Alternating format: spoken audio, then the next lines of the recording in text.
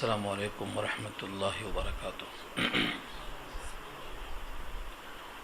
الحمد للہ وحدہ والصلاة والسلام علی من لا نبی بعدہ، اما بعد فاعوذ باللہ من الشیطان الرجیم، بسم اللہ الرحمن الرحیم۔ قل هو اللہ احد اللہ الصمد لم یلد ولم یولد ولم یکن له کفوا احد۔ صدق اللہ العلی العظیم وصدق رسولہ النبی الکریم ونحن علی ذلک من الشاہدین والشاکرین۔ اللہم الہمنا رشدنا واعذنا من شرور انفسنا، اللہم وفقنا لما تحب وترضى من القول والفعل والنیہ۔ رب اشرح لی صدری ویسر لی امری واحلل عقدۃ من لسانی یفقہوا قولی، آمین یا رب العالمین۔ محترم حضرات، معزز سامعین، محترم خواتین، میری ماں اور بہنوں، ملی بھائیوں، پیارے بچوں، آج کی گفتگو کا عنوان ہے سورۃ الاخلاص۔ یہ مکی سورت ہے اور 4 آیتوں پر مشتمل ہے۔ سورت کا نام ہے اخلاص۔ اب تک آپ جتنی سورتوں کے نام سنتے آئے ہیں، کوئی ایک جز لے کر کل سورت کا نام وہی رکھ دیا گیا ہے۔ مثلا سورہ کہف، لفظ کہف کسی ایک آیت کا جز ہے، اس کو لے کر پوری سورت کا نام سورہ کہف، لیکن یہاں سورہ اخلاص اس کا نام ہے، اور اخلاص کا لفظ پوری سورت میں کہیں نہیں ہے۔ یعنی کہ سورہ اخلاص اس کا صرف نام ہی نہیں ہے بلکہ عنوان بھی ہے، ہیڈنگ۔ تو سب سے اہم بات یاد رکھنے کی یہ ہے کہ اس کا نام اللہ نے سورہ اخلاص بتایا، اور اخلاص باب افعال سے یہ مصدر ہے جس کے معنی آتے ہیں خالص کرنا، اپنی توجہ اور اپنا عقیدہ سب اللہ کی طرف توجہ کرنا، خالص کر دینا، کسی شرکت کے بغیر، کسی ملاوٹ کے بغیر۔ تو سورت کا نام ہے سورہ اخلاص اور 4 آیتوں پر مشتمل ہے۔ یہ مکی سورت ہے یا مدنی سورت ہے؟ بعض اقوال مدنی سورت ہونے کے بھی ہیں۔ حضرت عبداللہ ابن عباس رضی اللہ عنہ کے 2 قول ہیں، ایک قول سے مدنی اور ایک قول سے مکی ہونے کی ترجیح ہے، لیکن عبداللہ ابن مسعود رضی اللہ تعالیٰ عنہ فرماتے ہیں کہ یہ سورت مکی ہے، اور مضمون بتا رہا ہے کہ یہ مکی ہی ہونا چاہیے، کیونکہ مکہ والوں کا یہ خیال تھا کہ جس اللہ کی طرف آپ بلا رہے ہیں وہ اللہ کس نسب سے ہے، اس کا نسب کیا ہے، وہ کس چیز سے بنا ہے، وہ کیا کھاتا پیتا ہے، آخر وہ کس کی اولاد ہے، اس کو میراث کس کی ملی ہے، اور وہ اس کی میراث کس کو ملے گی۔ مکے والے پورے نسب کے ماہر ہوتے تھے، اور وہ ہر موقع پر نسب پوچھ کر مطمئن ہوتے تھے۔ تو زیادہ روایتیں اس طرف ہیں کہ یہ سورت مکی ہے، جس میں سب سے اہم روایت حضرت عبداللہ بن مسعود کی ہے کہ مشرکین مکہ نبی صلی اللہ علیہ وسلم کے پاس تشریف لائے اور یہ پوچھا، انسب لنا ربک، ہمارے لیے اپنے رب کا نسب بیان کیجیے، کون ہے وہ آپ کا رب؟ آپ کہتے ہیں کہ وہ تنے تنہا ساری خدائی چلا رہا ہے۔ مشرکین مکہ کا عقیدہ تھا کہ آگ کا خدا الگ ہے، پانی کا الگ ہے، شر کا الگ ہے، خیر کا الگ ہے۔ خود بیت اللہ میں 360 بت رکھے ہوئے تھے جن کو وہ الہ مانتے تھے۔ اس لیے انہوں نے سوچا کہ آخر آپ کا رب وہ کون سا ہے کہ تنے تنہا یہ سارے کام کر لے گا، دھوپ بھی، بارش بھی، شر بھی اور خیر بھی۔ تو آپ اپنے رب کا نسب بیان کیجئے، سونے کا ہے وہ، چاندی کا ہے وہ، پیتل کا ہے وہ، تانبے کا ہے، زبرجد کا ہے، یاقوت کا ہے، آخر کیا ہے اس کے وجود کی ماہیت، کس ہیولے کی بنی ہوئی ہے؟ یہ سوال کیا، اور یہ سوال دوسری روایت کے مطابق مدینہ کے یہودیوں نے بھی کیا۔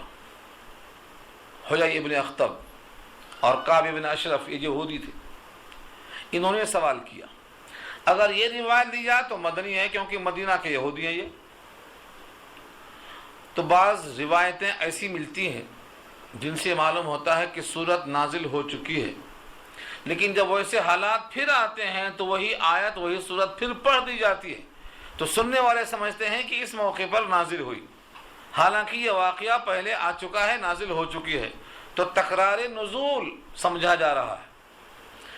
بہت دفعہ ایسا ہوتا ہے کہ ایک آیت نازل ہو چکی ہے لیکن موقع پر وہ آیت ذہن میں نہیں آتی، اگر کوئی پڑھ دیتا ہے تو معلوم ہوتا ہے کہ یہ ابھی نازل ہوئی ہے۔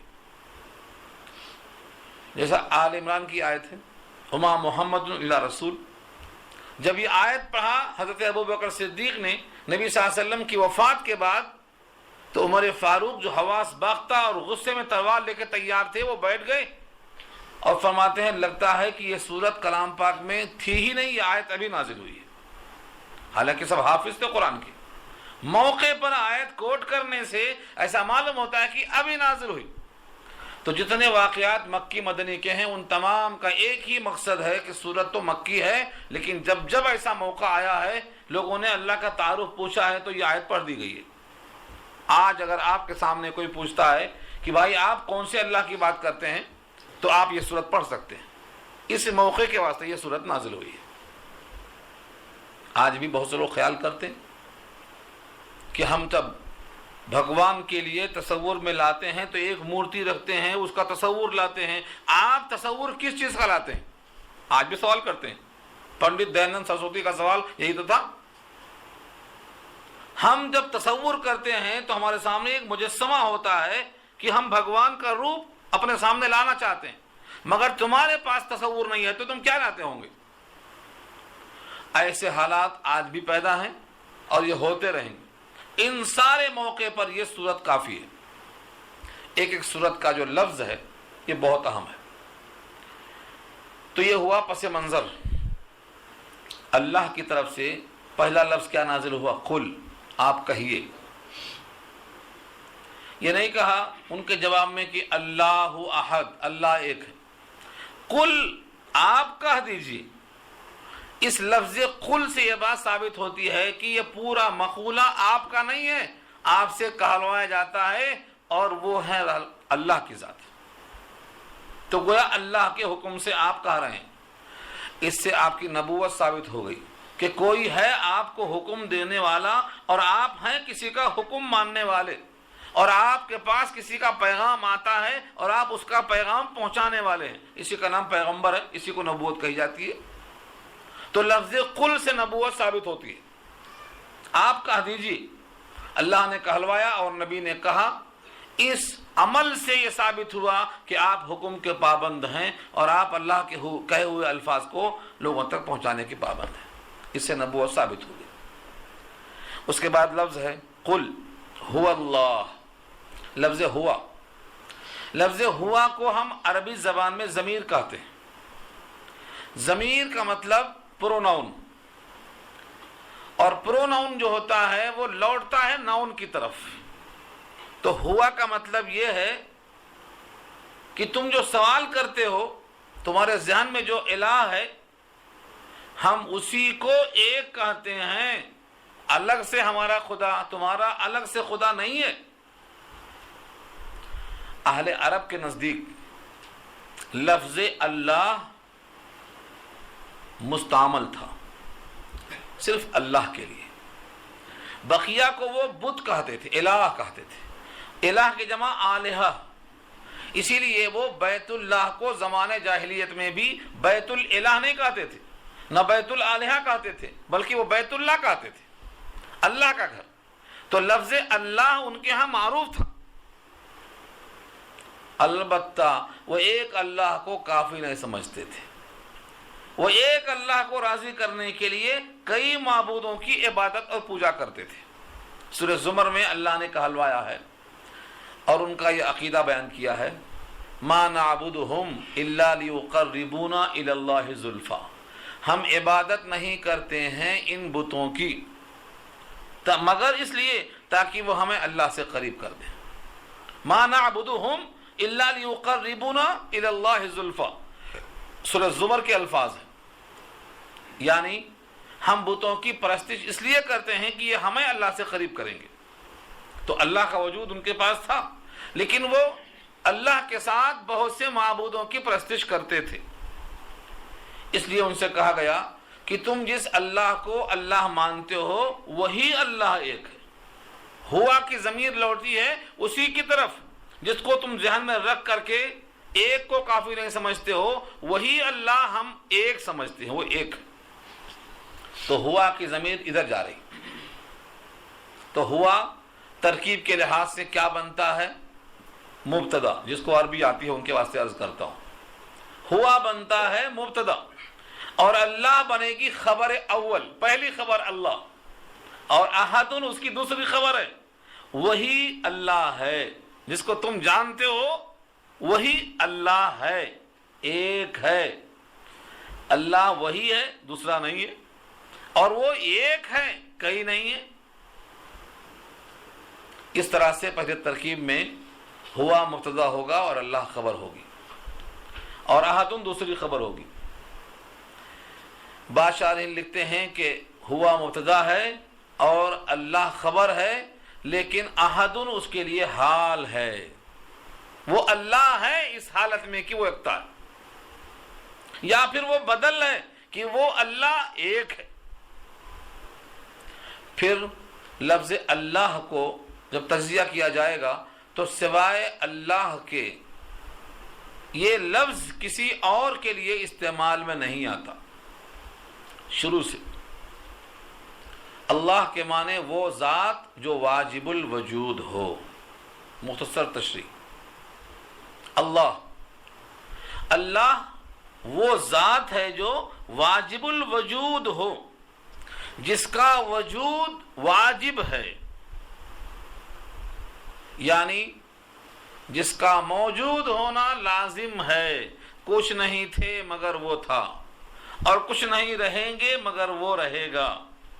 هو الاول والآخر والظاہر والباطن. وہی اول، وہی آخر، وہی ظاہر، وہی باطن.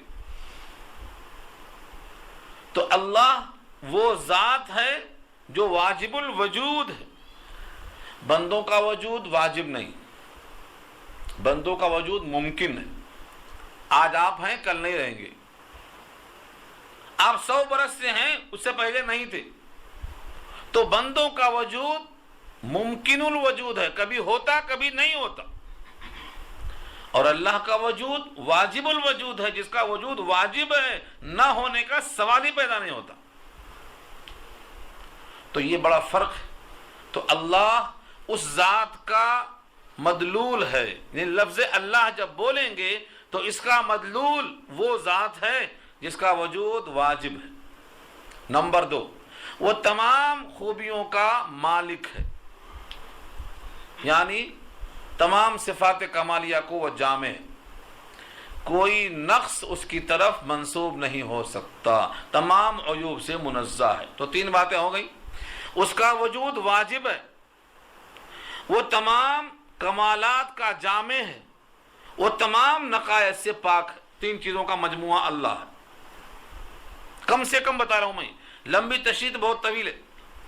خلاصہ اس کا یہ ہے کہ اللہ جو لفظ ہے، یہ نام ہے اس ذات کا جس ذات میں کم سے کم یہ 3 صفتیں پائی جائیں کہ اس کا وجود واجب ہو اور تمام کمال کا جامع ہو. صفات کمالیہ کا وہ جامع ہو. وہ تمام صفات کمالیہ کتنے ہیں میں ابھی عرض کرتا ہوں. اور نمبر 3 وہ تمام نقائص سے پاک اور منزہ ہو. اس ذات کو اللہ کہیں گے.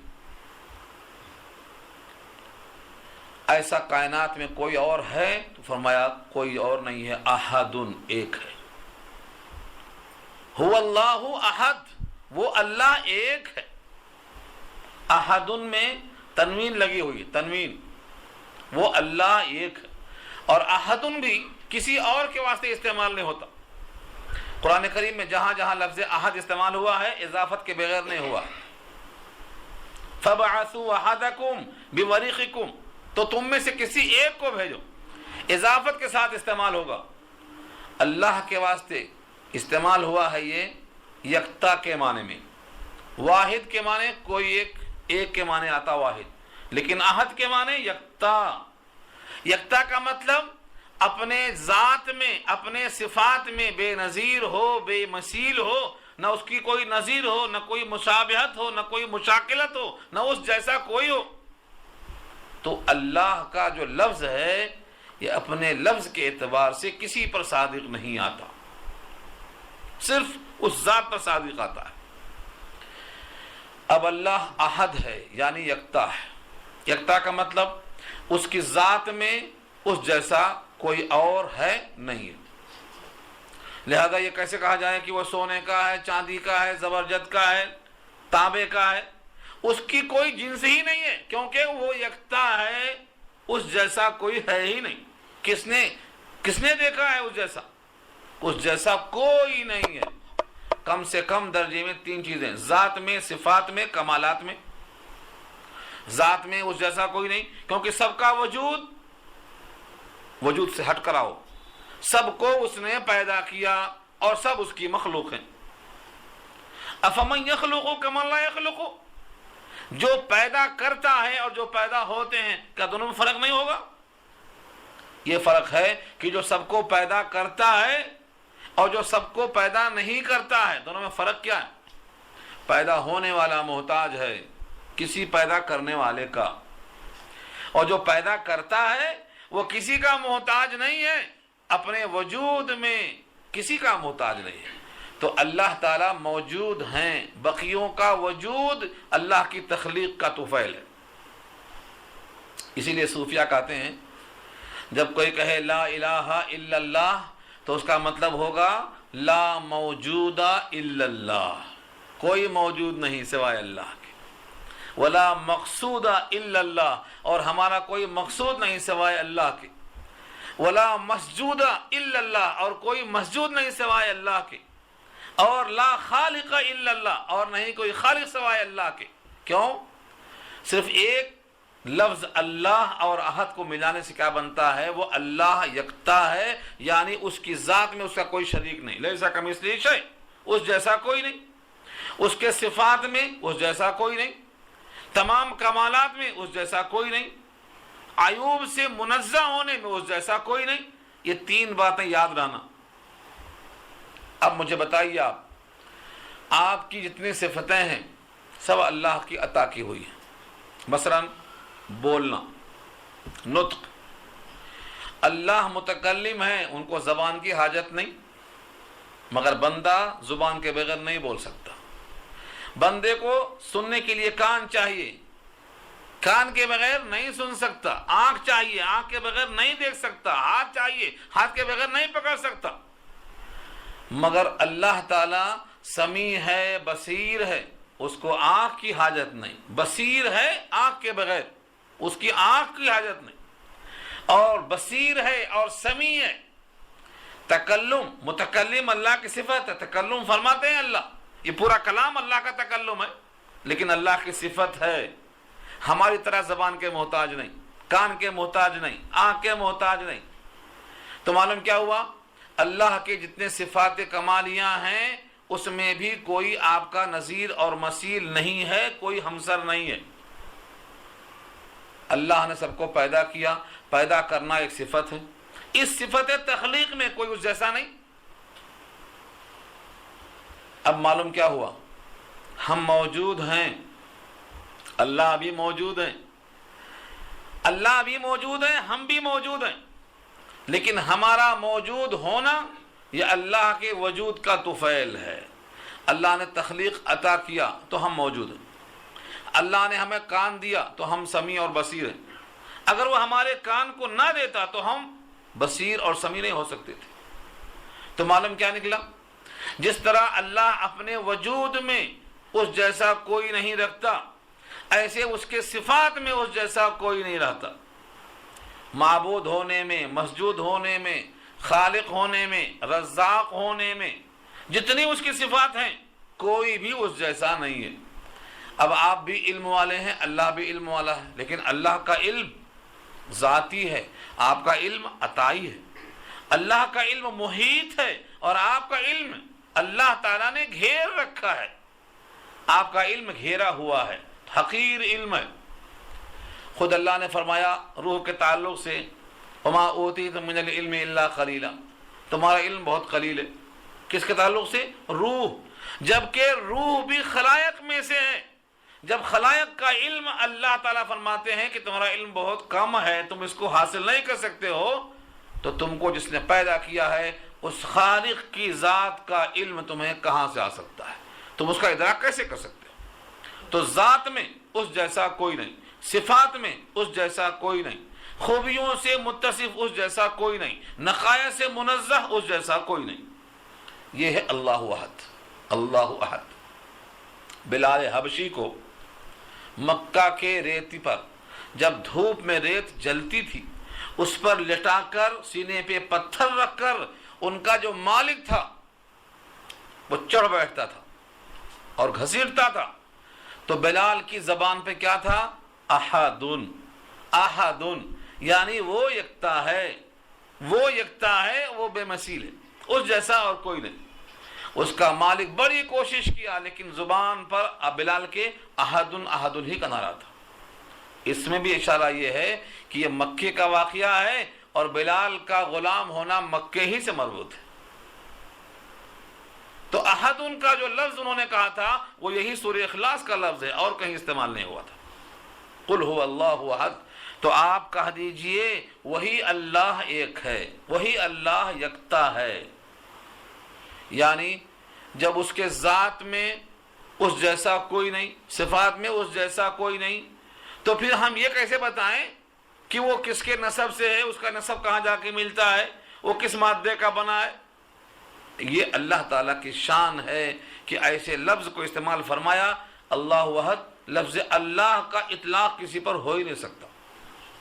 اللہ واجب الوجود، بقیہ سب کا وجود ممکن، کسی پہ اطلاق نہیں ہو سکتا۔ تو لفظ اللہ جس پر صادق نہیں آتا وہ اللہ کے صفات کا بھی مالک نہیں بن سکتا۔ لہذا جب اللہ کے لیے سجدہ ہے تو اللہ کے غیر کے لیے سجدہ کرنے میں اشتراک ہوا۔ جب ذات میں کوئی اس جیسا نہیں ہے تو صفات میں اس جیسا کوئی نہیں ہو سکتا، یہاں سے اس کا رد ہوتا ہے۔ مشرکین مکہ کہتے تھے کہ 360 بت ان کے رکھے ہوئے ہیں۔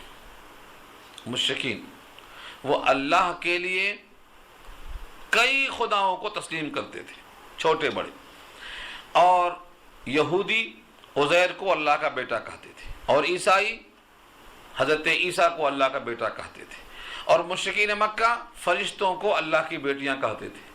سردارانیاں جو جناتوں کی تھیں ان کو اللہ کی بیویاں کہتے تھے۔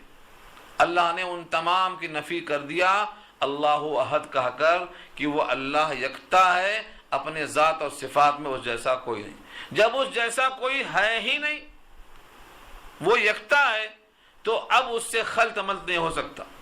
اللہ کا بیٹا کیسے ہوگا؟ اگر بیٹا ہوگا تو اللہ کی جنس سے ہوگا، اور اس کی جنس کیا ہے؟ جس کا وجود واجب ہو تو بیٹے کا وجود واجب ہونا لازم آئے گا۔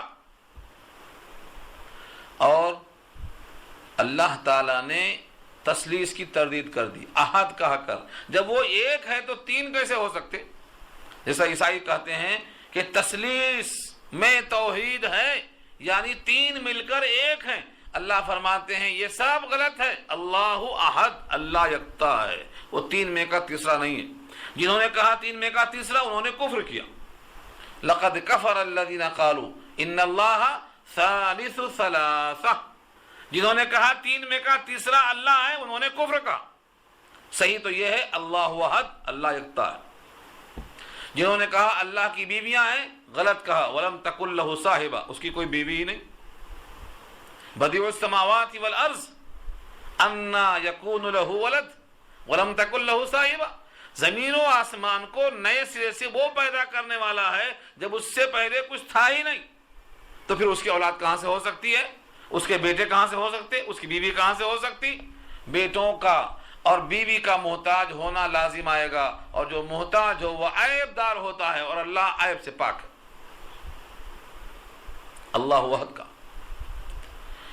تو پہلی چیز یاد رکھ لو آپ، وہ اللہ ایک ہے، یعنی دو نہیں، تین نہیں، چار نہیں، پانچ نہیں، تو خالق ایک ہے، رازق ایک ہے، سجدہ گاہ ایک ہے، واجب الوجود ایک ہے، یعنی وجود دینے والا ایک ہے، اور سجدہ اسی کا درست ہوگا جو وجود دینے والا ہے۔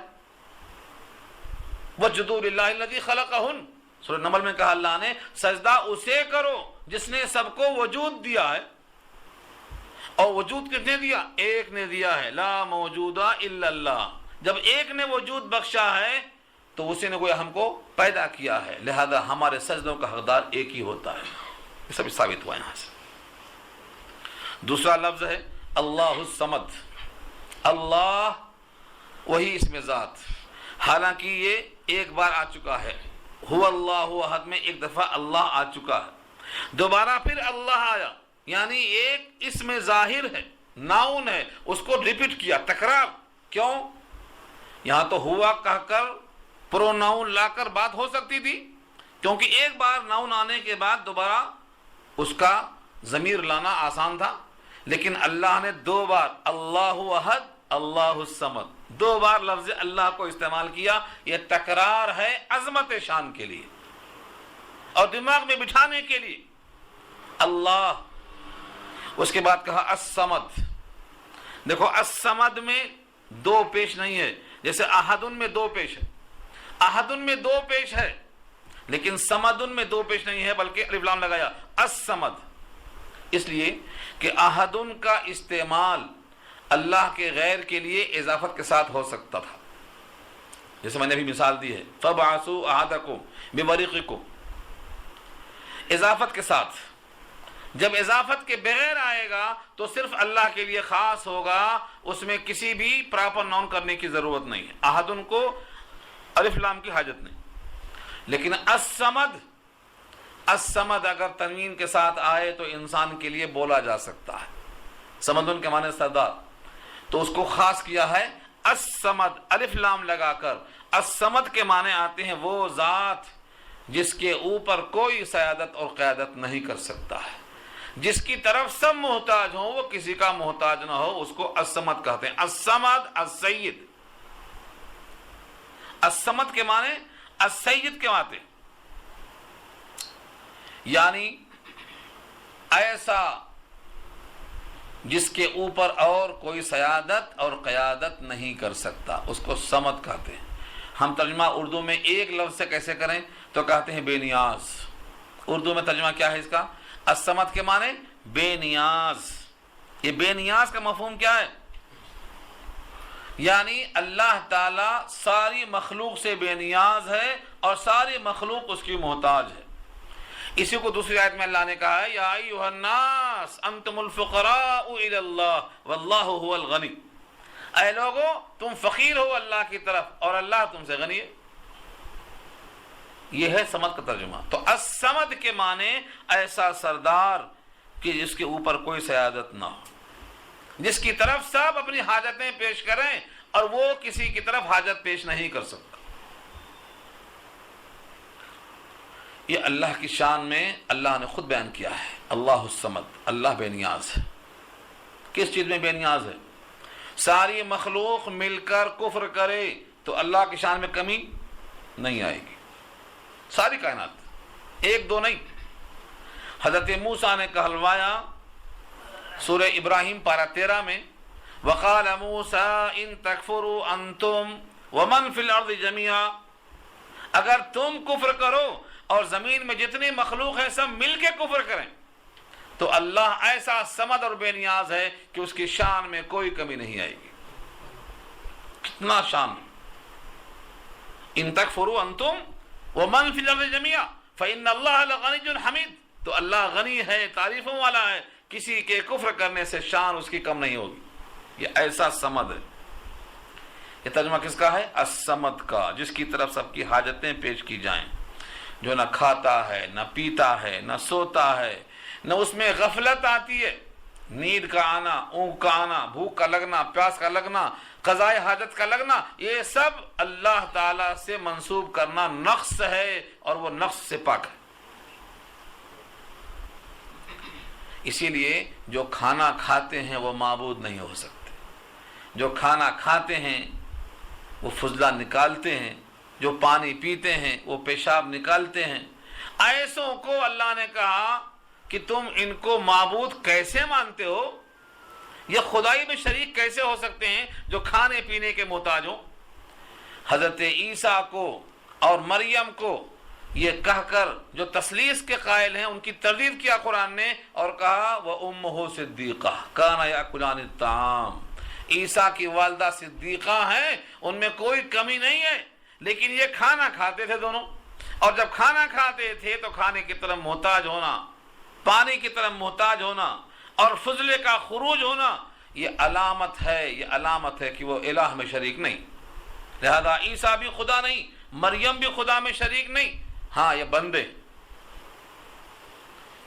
تو اللہ الصمد میں سب کی تردید ہو گئی. جو بھی کھانے کا محتاج ہو وہ خدا نہیں، جو پینے کا محتاج ہو وہ خدا نہیں، جس میں بول و براز نکلتا ہو وہ خدا نہیں، جو ان تمام نقائص سے پاک ہو وہ اللہ صمد ہے، وہ بے نیاز ہے. اب مجھے بتائیے مسلمانوں میں کتنے لوگ ہیں جو اللہ کو بے نیاز مانتے ہیں؟ اب لوگوں کی تقسیم میں آخر میں کروں گا. کتنے قسم کے لوگ ہیں؟ ایک طبقہ تو وہ ہے جو خدا ہی کو نہیں مانتا، خدا ہے ہی نہیں. نیچریا کہتا ہے کہ خدا ہے ہی نہیں، ساری کائنات میں سب نیچرل چل رہا ہے، خود ہی سے پیدا ہو گئے. تو فرقہ نیچریا تو اللہ کے وجود کا قائل نہیں ہے. اس کو رد کیا اللہ کہہ کر، اللہ احد، اللہ کا وجود واجب ہے، تیرا وجود بھی اس کا سایہ ہے، اس کا عکس ہے، اس کے طفیل میں تو باقی ہے. اور کچھ لوگ ایسے ہیں جو اللہ کو مانتے ہیں لیکن اللہ کے ساتھ غیروں کو جوڑتے ہیں کہ تنہا اللہ کافی نہیں ہے، تو اللہ وحد کا رد کر دیا. کچھ لوگ ایسے ہیں جو اللہ کے ساتھ غیر اللہ کو نہیں مانتے لیکن بندگی میں غیر اللہ کو شریک کر لیتے، یہاں بھی سجدہ وہاں بھی سجدہ. اللہ نے اس کی نفی کر دیا. صمد کہا کر کہ تیرے سجدوں سے وہ بے نیاز ہے، تیرے سجدوں کی اسے کوئی حاجت نہیں. کچھ لوگ ایسے ہیں جو اللہ کی بندگی کرتے ہیں، کسی غیر کو شریک نہیں کرتے، لیکن جب موقع آتا ہے تذلل کا، عاجزی کا، انکساری کا، تو وہ اللہ کے ساتھ غیروں کو شریک کر لیتے ہیں.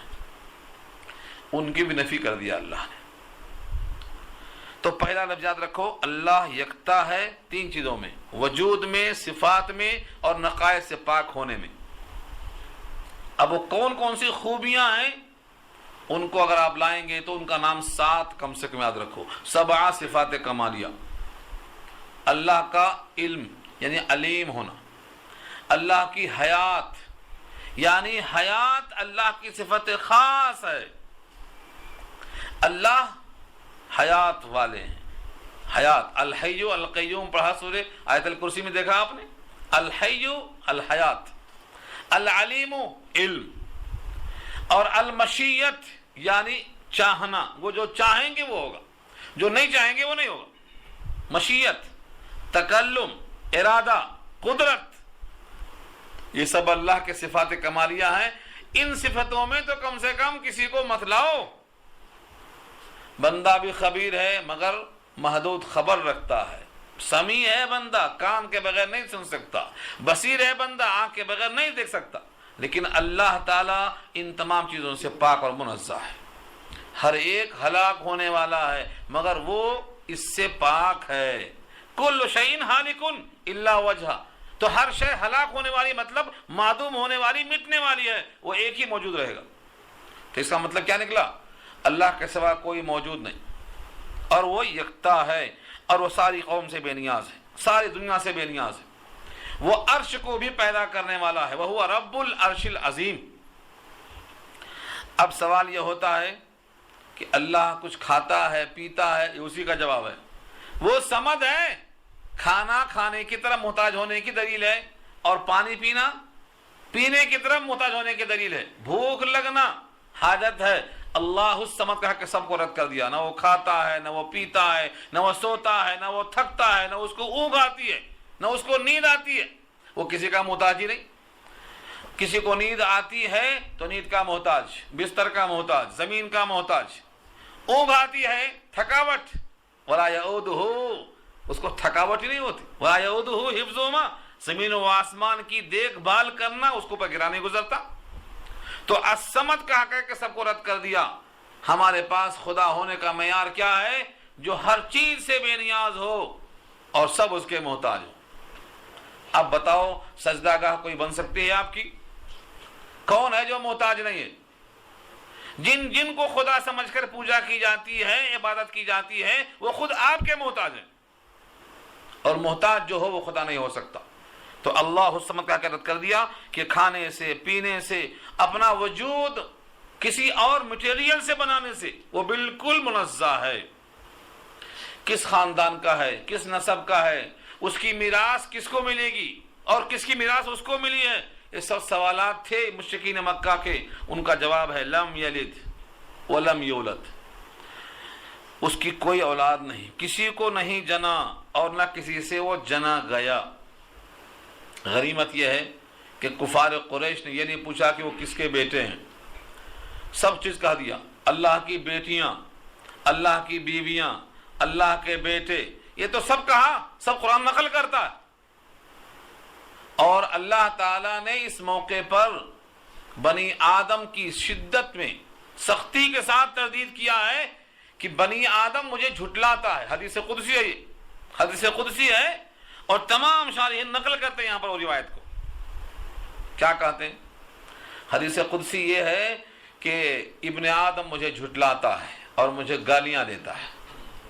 اللہ اکبر، ابن آدم مجھے جھٹلاتا ہے اور مجھے گالیاں دیتا ہے۔ جھٹلانا اس کا یہ ہے کہ وہ آدم یہ کہتا ہے، آدم کی اولاد، کہ میں نے اس کو ایک بار پیدا کر دیا ہے، اب دوبارہ پیدا نہیں کروں گا، یہ مجھے جھٹلا رہا ہے۔ میں نے کہا ہے دوبارہ پیدا کروں گا جیسا پہلی بار پیدا کیا ہے، لیکن یہ بندہ مجھے جھٹلا رہا ہے اور مجھے گالی دے رہا ہے، کہتا ہے اللہ کو بیٹیاں ہیں، اللہ کو بیویاں ہیں، اللہ کے بیٹے ہیں، یہ مجھے گالی دینے کے برابر ہے، اور اتنی شدید گالی ہے۔ اگر آپ کو کوئی گالی دیتا ہے ماں کی اور بہن کی تو کتنا غصہ آتا ہے، آپ غصے سے پھٹنے کے قریب ہو جاتے ہیں۔ اللہ خود فرماتے ہیں جب لوگوں نے کہا کہ رحمان کے لڑکا آئے تو قریب تھا کہ آسمان پھٹ جائے۔ وقالوا اتخذ الرحمن ولدا لقد جئتم شيئا إدا تكاد السماوات والأرض يتفطرن منه وتنشق الأرض والجبال هدا، آسمان پھٹ جائے، پہاڑ گر پڑیں، زمین شق ہو جائے، تم نے کیسی بات کہا دی کہ رحمان کے لڑکا ہے؟ لڑکا ہوئے تو بیوی ہونا ثابت ہوگا، اور بیوی ہے تو بیوی کی طرف شہوت پیدا کر کے خواہش پیدا کرنا لازم آئے گا۔ یہ سب محتاجی کی دلیل ہے، یہ سب مادیت کی دلیل ہے، یہ سب محدود ہونے کی دلیل ہے۔ اللہ سمتوں سے لامحدود ہے، نیچے ہے اوپر نہیں، اوپر ہے نیچے نہیں، یہ کونے میں ہے وہ کونے میں نہیں، اتر ہے دکن نہیں، دکن ہے پورب نہیں، سمتوں سے وہ بے نیاز ہے، اسے محدود نہیں کیا جا سکتا۔ ایک فرقہ ہے جو اللہ کو محدود کر رہا ہے اور وہ کہتا ہے کہ سمت علیہ میں اللہ ہے، سفلا میں نہیں ہے۔ نہیں ہے، بے دلیل جملہ ہے۔ اللہ تعالیٰ کا وجود ایسا ہے کہ ساتوں زمین ساتوں آسمان کو اس کی کرسی نے گھیر رکھا ہے۔ وسع کرسیہ السماوات والارض، اس کی کرسی اتنی وسیع ہے کہ ساتوں زمین اس میں آ جائیں، تو اللہ کو محدود کرنے کا کیا مطلب؟ وَهُوَ الَّذِي فِي السَّمَاءِ إِلَٰهٌ وَفِي الْأَرْضِ إِلَٰهٌ، وہی تو اللہ ہے جو زمین میں معبود ہے، وہی اللہ ہے جو آسمانوں میں معبود ہے۔ وَهُوَ الَّذِي فِي السَّمَاءِ إِلَٰهٌ وَفِي الْأَرْضِ إِلَٰهٌ، زمین و آسمان دونوں میں وہی الہ ہے، اور جب وہ دونوں جگہ الہ ہے تو اس کو نہ ہونے کا تصور رکھنا یہ غلط عقیدہ ہے۔ تو اللہ نے کسی کو جنا نہیں، نہ وہ کسی سے جنا گیا، نہ وہ کسی کی اولاد ہے، نہ اس کی کوئی اولاد ہے۔ معلوم کیا ہوا؟ زمین اور آسمان میں اس کی طرف نسبت نہیں کی جا سکتی، مخالطت نہیں، مجانست نہیں، مشاکلت نہیں، مشابہت نہیں، کسی چیز میں اس جیسا کوئی نہیں۔ شادی کس کی کس سے ہوتی ہے؟ انسان کی انسان سے ہوتی ہے، یا انسان کی جنات سے ہوتی ہے۔ ایک جنس کے ہوں گے تو شادی ہوگی، لڑکا لڑکی پیدا ہوں گے۔ جب اللہ تعالیٰ کی کوئی جنس ہی نہیں ہے تو عدم جنس کی وجہ سے شادی اور نکاح نہیں ہو سکتا۔ لہذا جب کسی کی مجانست نہیں، مخالطت نہیں، تو پھر شادی کیسے ہو سکتی؟ لڑکا کیسے ہو سکتا؟ بیوی کیسے ہو سکتی؟ یہ سب باتیں غلط ہیں، اللہ کی طرف غلط منسوب ہیں۔ یہ کہہ دیا اللہ نے، لم یلد ولم یولد، نہ اس جیسا کوئی ہے، نہ کسی کو جنا نہ کسی سے جنا گیا، یعنی وہ کسی کی اولاد نہیں ہے، اس کی کوئی اولاد نہیں ہے۔ رشتوں ناتوں سے الگ کرنا قرآن نے بیان کیا ہے، وہ ساری آیتیں میں کوٹ کیا تو بہت بات طویل ہو جاتی۔ وَجَعَلُوا بَيْنَهُ وَبَيْنَ الْجِنَّةِ نَسَبًا، لوگوں نے جنات کو اللہ کے درمیان رشتہ قرار دے دیا، جناتوں کی جو سردارانیاں ہیں ان کو اللہ کی بیویاں کہہ دیا۔ وَجَعَلُوا بَيْنَهُ وَبَيْنَ الْجِنَّةِ نَسَبًا، نسبا واضح کیا اللہ نے، اللہ کو ان کا رشتہ دار بتا دیا۔ اللہ فرماتے ہیں یہ غلط۔ وَإِنَّهُمْ مِنْ إِفْكِهِمْ لَيَقُولُونَ وَلَدَ اللَّهُ وَإِنَّهُمْ لَكَاذِبُونَ، ان کے جھوٹ میں سے ایک جھوٹ یہ بھی ہے کہ وہ یہ کہتے ہیں کہ رحمان کو اولاد ہے، یہ جھوٹ ہے۔ اس طرح سے ساری آیتیں میں کوٹ نہیں کر سکتا، بہت ساری آیتیں قرآن کریم میں اس مضمون کی۔ سورہ انعام دیکھو، سورہ انبیاء دیکھو، سورہ مومنون دیکھو، بہت ساری آیتیں ہیں جن کا ایک ہی مقصد ہے کہ اولاد اللہ کی نہیں، اللہ کسی کی اولاد نہیں، لہذا اللہ کی طرف کسی قسم سے رشتہ داریاں جوڑنا یہ سب غلط ہے۔ وَلَمْ يَكُنْ لَهُ كُفُوًا أَحَدٌ، اور نہیں ہے اس کے برابر کوئی۔ لم یکن نہیں ہے، کانا یکونو، یکون میں جو لم داخل کی ہے تو ماضی منفی آئے گا، پاسٹ ٹینس میں نیگیٹو آئے گا، نہیں ہے، نفی کر دیا، حالانکہ آئندہ کی بھی نفی کرنا ہے، لیکن نفی کیا آخر سے، کیونکہ اکثر لوگوں نے دعویٰ کر دیا ہے اللہ کے بیٹا ہے، بیٹیاں ہیں، تو نفی کرنا ماضی میں نہیں ہے۔ وَلَمْ يَكُنْ نہیں ہے، لہو اس کے لیے، کفواً برابر، احدن کوئی۔ تو کفو ہم اردو میں استعمال کرتے ہیں، شادی میں برابری تلاش کرتے ہیں، جوڑا، تو اسے کفو کہتے ہیں، کفواً۔ فرمایا وَلَمْ يَكُنْ لَهُ، اور نہیں ہے اس کے برابر کوئی۔ کس چیز میں؟ کسی چیز میں، ہر چیز میں، احدن کوئی، اور کفواً برابر، اور لم یکن نہیں ہے، لہو اس کے لیے، اس کے لیے اس کا کوئی ایکول نہیں، ندا، برابر، ہم شکل، ہم قدرت، اتنا ہی اختیار کسی کو، اس جیسا کوئی نہیں۔ اب جو لوگ کہتے ہیں کہ عرش پہ 2 کرسی ہے، ان کا حال نکلتا ہے یہاں سے، جنازہ نکلتا ان کا۔ عرش پہ 2 کرسی کہاں سے آئی؟ اللہ نے کہا وَلَمْ يَكُنْ لَهُ كُفُوًا أَحَدٌ، اس کے برابر کوئی نہیں۔ اگر ایک ہی عرش پر 2 کرسی آئی، برابر ہو گئے۔ ایک عرش پہ 2 کرسی اگر ہے تو یہ شرک ہے اللہ کے ساتھ۔ اللہ فرماتے ہیں اس کے برابر کوئی نہیں، نہ ذات میں، نہ صفات میں، نہ نقائص کے، نہ نقائص سے دور ہونے میں، خالق ہونے میں اس کے برابر کوئی نہیں، رازق ہونے میں اس کے برابر کوئی نہیں، قدرت میں اس کے برابر کوئی نہیں۔ اللہ تعالیٰ کے کسی بھی صفت میں کسی کو اس کے برابر قرار دیا گیا تو یہ اس آیت کے خلاف ہوگا۔ اللہ کے برابر نہ ذات میں نہ صفات میں کوئی نہیں، لیس کمثلہ شیء۔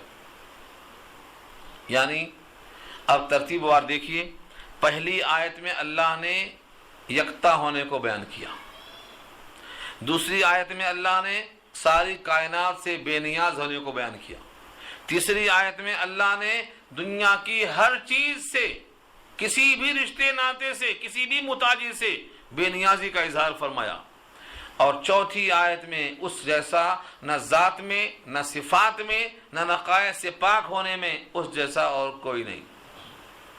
اس کا مطلب کیا ہوا؟ وہ ایسا خالق ہے کہ جس کے خالقیت میں کوئی دخیل نہیں۔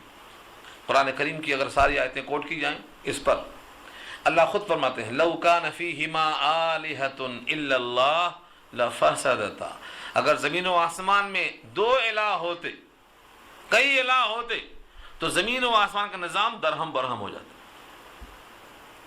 اگر رحمان کے سوا اور کوئی خدا ہوتے تو عرش کی طرف چڑھ دوڑتے، قبضہ کر لیتے، ایسا نظام باقی نہیں رہتا۔ تو اس جیسا کوئی نہیں ہے۔ ان اسباق سے ہمیں یہ بات معلوم ہوئی کہ توحید کسے کہتے ہیں۔ ہم کہتے ہیں بھئی توحید کسے کہتے ہیں؟ توحید کے معنی اللہ کے ایک ہونے کا اقرار کرنا، صرف ذات میں نہیں، ذات میں بھی، صفات میں بھی، اور صفات میں کم سے کم یہ 7 صفتیں سامنے رہنا آپ کے، صفات 7 کمالیہ جس کو ہم کہتے ہیں، صفات ذاتیہ، اس میں اللہ کے برابر کوئی نہیں۔ اللہ کے علم کے برابر کسی کا علم نہیں ہے۔ اگر کوئی کہتا ہے کہ اللہ کے علم کے برابر کسی کا علم ہے تو اس نے علم میں اللہ کے ساتھ شریک کر دیا، یہ عہد ان کے خلاف ہے۔ اللہ کے برابر کسی کا علم نہیں، اللہ کے برابر کسی کی قدرت نہیں، اللہ کے برابر کسی کی مشیت نہیں، اللہ کے برابر کسی کی سماعت نہیں۔ جب تک تمام صفات میں اللہ کو منزہ نہیں کہیں گے، کسی کو بھی اس کے برابر قرار دیں گے، تو یہ اللہ کے صفات میں شرکت ہوگی جس کا نام شرک ہے۔ اسی واسطے کہا گیا ہے کہ سورہ اخلاص توحید ہے۔ توحید کے معنی ایک کی تعریف، جس کو پسند آتی ہے وہ اس کو چھوڑتا نہیں ہے۔ ایک صحابی اس کو ہر نماز میں پڑھتے تھے، ہر نماز میں، ہر رکعت میں وہ نماز پڑھاتے تھے۔ مسجد قباء میں لوگوں نے شکایت کیا نبی صلی اللہ علیہ وسلم سے کہ یہ ہر رکعت میں قل هو اللہ احد پڑھتے ہیں اور پھر اس کے ساتھ کوئی سورت ملاتے بھی ہیں۔ آپ نے کہا کہ ان سے پوچھو کیا ایسا ہے، وجہ کیا ہے؟ تو انہوں نے کہا کہ اس میں رحمان کے صفات ہیں اور میرا دل چاہتا ہے کہ میں رحمان کے صفات کا اظہار کروں۔ رحمان کے صفات ہیں اور میری زبان سے رحمان کے صفات کا اظہار ہو، یہ مجھے بہت پسند ہے۔ لوگوں نے کہا کہ یہ ایسا مت کرو۔ انہوں نے کہا کہو امامت چھوڑ دوں مگر پڑھنا نہیں چھوڑوں گا۔ امامت کہو تو چھوڑ دوں لیکن پڑھنا نہیں چھوڑوں گا۔ لیکن انہوں نے یہ جملہ تو کہا لیکن لوگوں نے ان کے بدلے میں کسی کی امامت کو پسند نہیں کیا۔ امام تو آپ ہی رہیں گے، تو کہا پھر میں یہ پڑھتا رہوں۔ جب حضور کو اطلاع پہنچی تو آپ نے کہا ان سے کہہ دو کہ رحمان کی جو تعریف وہ کرتے ہیں تو رحمان ان کو پسند کرتے ہیں اور ان کو رحمان کی محبت نے داخل کر دیا جنت میں۔ حبک ایاہ دخل الجنہ۔ سورت میں جو اللہ کے صفات ہیں، صفات الہی کی محبت نے کثرت سے پڑھنے پر ان کو مجبور کیا، اس محبت نے ان کو داخل جنت کر دیا۔ سورہ اخلاص میں اس کا نام ہی اخلاص ہے، یعنی اللہ کے لیے خالص کرنا، اللہ کے صفات کو خالص کر دینا، کسی اور میں یہ صفت نہیں آ سکتی۔ اسی لیے جو بندہ اس کو کثرت سے پڑھے گا، اس پر حدیثیں بے شمار ہیں۔ ایک حدیث میں ہے کہ اگر کوئی بستر پہ داہنی کروٹ لیٹ کر 100 مرتبہ اس کو پڑھ لے تو اللہ تعالیٰ محشر کے میدان میں کہیں گے کہ تم جدھر سے چاہو جنت میں داخل ہو جاؤ، تمہارے واسطے کوئی رکاوٹ نہیں۔ ایک روایت میں ہے کہ حضرت عمر ابن خطاب موجود تھے محفل میں۔ نبی صلی اللہ علیہ وسلم نے فرمایا کہ جو سورہ اخلاص کو 10 مرتبہ پڑھے گا اس کے لیے اللہ تعالیٰ ایک جنت میں قصر بنائیں گے، یعنی محل بنائیں گے۔ 20 دفعہ پڑھے گا تو 2 محل بنائیں گے اور 30 مرتبہ پڑھے گا تو 3 محل بنائیں گے۔ حضرت عمر نے کہا تب تو ہم محلوں پر محل جمع کر لیں گے۔ نبی صلی اللہ علیہ وسلم کے سامنے اظہار کا مقصد یہ تھا کہ اگر محل بنانا جنت میں اتنا آسان ہے تو ہم تو 10 مرتبہ پڑھ لیں گے، محل تیار تو ہم تو خوب جمع کر لیں گے۔ فرمایا نبی صلی اللہ علیہ وسلم نے کہ اللہ کی ذات اس سے زیادہ وسیع القدرت ہے کہ تم کو 30 محل نہیں، تم جتنا پڑھیں گے اللہ اس سے زیادہ دینے پر قادر ہے، وہاں کمی نہیں، پڑھو ملتے۔ جیسے وہ حدیث سنایا تھا آپ کو میں، کسی نے کہا سوال کے جواب میں، باپ کو دیکھنا ایک عمرہ کرنے کے برابر ہے۔ تو کسی نے پوچھا کہ دن بھر میں 100 بار دیکھے تو 100 عمرے ہو گئے، مطلب یہ ہے کہ اتنا آسان ہے تو کثرت سے دیکھے گا؟ فرمایا کہ اللہ اس پر قادر ہے کہ تمہیں اس سے بڑھ کر دے دے، تم کو تعجب نہیں ہونا چاہیے۔ تو جتنا کثرت سے اس کو پڑھیں گے جنت میں محل تیار ہوگا۔ ایک بار نبی صلی اللہ علیہ وسلم کا اعلان ہوا کہ سب جمع ہو جاؤ، میں تہائی قرآن سنانے والا ہوں، تہائی قرآن۔ جب محفل میں جمع ہو گئے تو آپ نے قل هو اللہ احد تلاوت کر دیا، فرمایا کہ یہ تہائی قرآن ہے، 1/3 کے برابر ہے تنے تنہا۔ اب دو قول ہیں کہ پورے قرآن کریم کا 1/3 یعنی 1/3 صرف سورہ اخلاص ہے، تو کس لحاظ سے؟ پہلا قول تو یہ ہے کہ قرآن کریم میں 3 مضامین آئے ہیں، ایک توحید اور ایک احکام اور ایک قصص۔ قرآن کریم کے جو مضامین ہیں تقسیم کیے جائیں تو توحید، احکام اور قصص، اور توحید پورا اس میں بیان کر دیا اللہ نے، تو پورے کلام پاک کا 1/3 ہو گیا مضامین کے اعتبار سے، توحید کے لحاظ سے۔ اور دوسرا قول یہ ہے کہ یہ پورے کلام پاک کا 1/3 ہے ثواب کے اعتبار سے، ثواب کے اعتبار سے۔ جس طرح سے سورہ کافرون کو کہا گیا ہے یہ ربع قرآن ہے، یہاں کہا گیا ہے کہ ثلث قرآن ہے۔ کیا تم میں سے کوئی اس پر قادر ہے کہ روزانہ تہائی قرآن پڑھ کے سو جائے؟ صحابہ نے کہا یہ تو ممکن نہیں ہے کہ روزانہ تہائی قرآن پڑھیں۔ فرمایا کیا قل هو اللہ احد پڑھ لو، ایک بار پڑھیں گے 1/3 اور 3 دفعہ پڑھ لیں گے تو پورا قرآن کا ثواب مل جائے گا۔ یہ کیوں مل جائے گا؟ کیونکہ یہ بندہ جو اس سورت کو پڑھنے والا ہے اس کے دل میں سے نفاق چلا گیا اور اخلاص آ گیا۔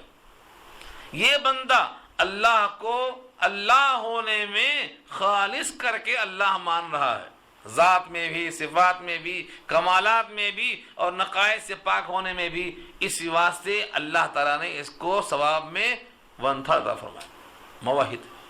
اور ایک خاص بات یہ ہے کہ جو اس صورت کو سمجھ کر پڑھے گا، شعور کے ساتھ پڑھے گا، وہ بندہ موحد کہلائے گا، اس کے دل سے نفاق چلا جائے گا، شعوری ایمان حاصل ہوگا۔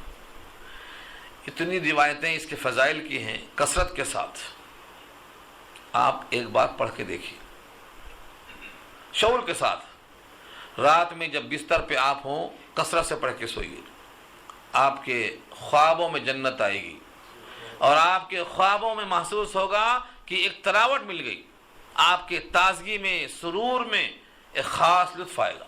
مجھے اچھی طرح یاد ہے، میں بچپن میں مجھے شعور بھی نہیں تھا، میں نے سورہ اخلاص کو بلا کسی سبب کے، محض اس کے لفظوں کی ندرت مجھے پسند آئی تو میں نے 200 مرتبہ پڑھ لیا، اور پوری بلند آوازی کے ساتھ، خوش آوازی کے ساتھ۔ مجھے اچھی طرح یاد ہے کہ میں نے رات میں بہت عمدہ خواب دیکھا، جنت میں جو سیر کرنے والے پرندے ہوتے ہیں ان پرندوں کو میں نے ہر شکل میں دیکھا۔ تو یہ ایسی چیز ہے کہ آپ بے شعوری کے اندر پڑھیں گے تو بھی راحت محسوس ہوگی۔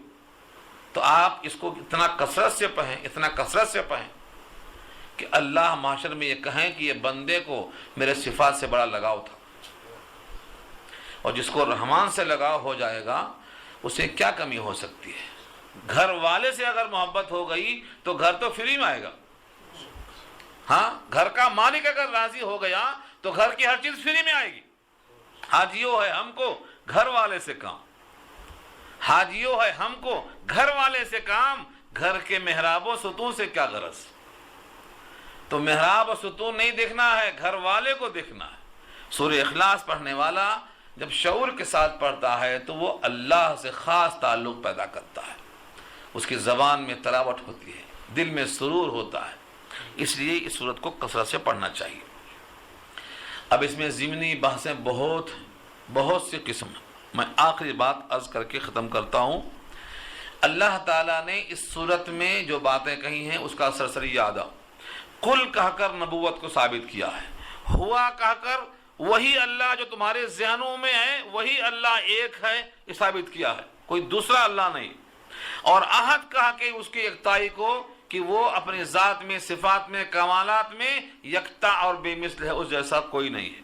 اور صمد کہہ کر ساری کائنات سے بے نیازی کا اظہار کر دیا ہے، اور لم یلد کہہ کر کسی کی وہ اولاد نہیں ہے، اس سے کوئی اولاد نہیں ہے۔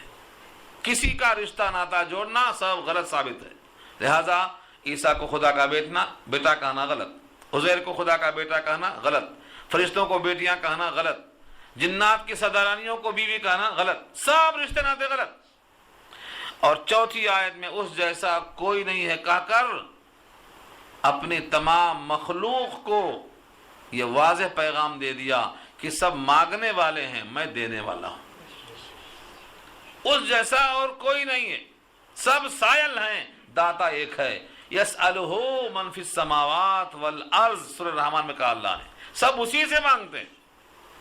جب سب اسی سے مانگتے ہیں تو داتا ایک ہوا، باقی سب سائل ہوئے۔ لہذا جتنے بھی عقائد میں فطور ہے سب کی یہاں دھلائی ہو جاتی ہے کہ مختار کل ایک اللہ کی ذات ہے، مختار کل وہ ایک اللہ کی ذات ہے، کیونکہ وہ داتا ہے، باقی سب سائل ہیں۔ اللہ نے اس صورت میں جو پیغام دیا ہے وہ بالکل وہی پیغام ہے جو حضرت ابراہیم نے پیش کیا تھا۔ اب دیکھو لوگوں کے حال، کچھ لوگوں کے حال ایسے ہیں وہ اللہ کے وجود کو نہیں مانتے، کچھ لوگوں کا حال یہ ہے وہ اللہ کو مانتے ہیں لیکن اللہ کے ساتھ ایسے صفات جوڑ دیتے ہیں جو اللہ کی شان کے مناسب نہیں ہوتا۔ کچھ لوگ ایسے ہیں جو اللہ کو مانتے ہیں، اللہ کی عبادت بھی کرتے ہیں لیکن اللہ کا رشتہ ناتا لگاتے ہیں۔ کچھ لوگ ایسے ہیں جو اللہ کو مانتے ہیں، اس کے غیر کو تسلیم نہیں کرتے، اس کی بندگی کرتے ہیں لیکن اس کے ساتھ غیروں کو بھی سجدہ گاہ بنا لیتے ہیں۔ ان آیتوں میں آپ ترتیب وار دیکھیں گے سب کی نفی ہے۔ اللہ کو جو نہیں مانتے پہلے میں اس کا اثبات ہے، جو اللہ کے ساتھ کھانے پینے والوں کو شریک کرتے ہیں دوسرے میں نفی آ گئی، جو لوگ اللہ کا رشتہ لگاتے ہیں تیسرے میں نفی آ گئی، جو اللہ کے برابر کسی مخلوق کو کسی صفت میں متصف مانتے ہیں ان کی نفی چوتھی آیت میں آ گئی۔ لہذا جو اس صورت کو سمجھ کر پڑھے گا وہ موحد ہوگا، اس کو توحید حاصل ہوگی۔ توحید تو یہ ہے کہ خدا حشر میں کہہ دے یہ بندہ دو عالم سے خفا میرے لیے ہے۔ تو کسی کی پرواہ کیے بغیر ہم کو توحید پہ قائم ہونا ہے، توحید ہی اصل نجات کا ضامن ہے۔ اللہ تعالیٰ عمل کرنا آسان فرمائے، دعا کر لیجیے۔